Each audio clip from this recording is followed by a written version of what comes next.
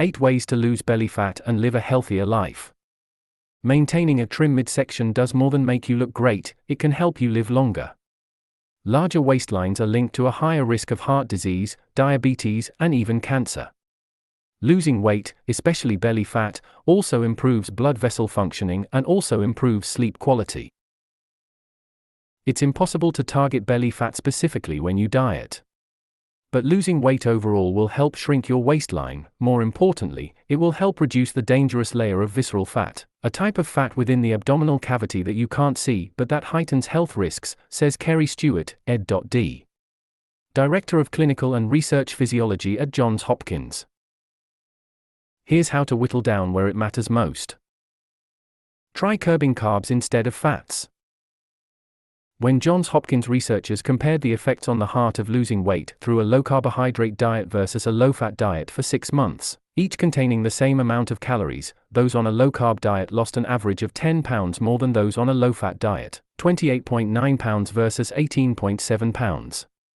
An extra benefit of the low-carb diet is that it produced a higher quality of weight loss, Stewart says. With weight loss, fat is reduced, but there is also often a loss of lean tissue, muscle, which is not desirable. On both diets, there was a loss of about 2 to 3 pounds of good lean tissue along with the fat, which means that the fat loss percentage was much higher on the low-carb diet. Think eating plan, not diet. Ultimately, you need to pick a healthy eating plan you can stick to, Stewart says. The benefit of a low-carb approach is that it simply involves learning better food choices, no calorie counting is necessary. In general, a low-carb way of eating shifts your intake away from problem foods, those high in carbs and sugar and without much fiber, like bread, bagels, and sodas, and toward high-fiber or high-protein choices, like vegetables, beans, and healthy meats. Keep moving.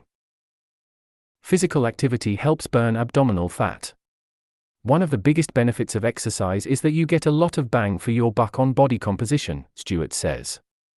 Exercise seems to work off belly fat in particular because it reduces circulating levels of insulin, which would otherwise signal the body to hang on to fat, and causes the liver to use up fatty acids, especially those nearby visceral fat deposits, he says.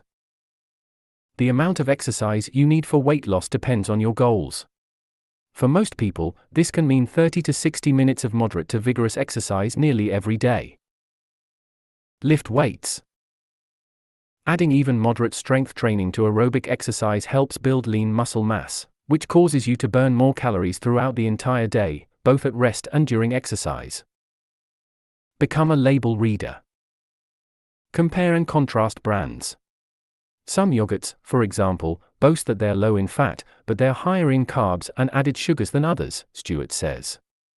Foods like gravy, mayonnaise, sauces and salad dressings often contain high amounts of fat and lots of calories. Move away from processed foods. The ingredients in packaged goods and snack foods are often heavy on trans fats, added sugar, and added salt or sodium, 3 things that make it difficult to lose weight. Focus on the way your clothes fit more than reading a scale. As you add muscle mass and lose fat, the reading on your bathroom scale may not change much, but your pants will be looser. That's a better mark of progress. Measured around. Your waistline should be less than 35 inches if you're a woman or less than 40 inches if you're a man to reduce heart and diabetes risks. Hang out with health-focused friends. Research shows that you're more apt to eat better and exercise more if your friends and family are doing the same.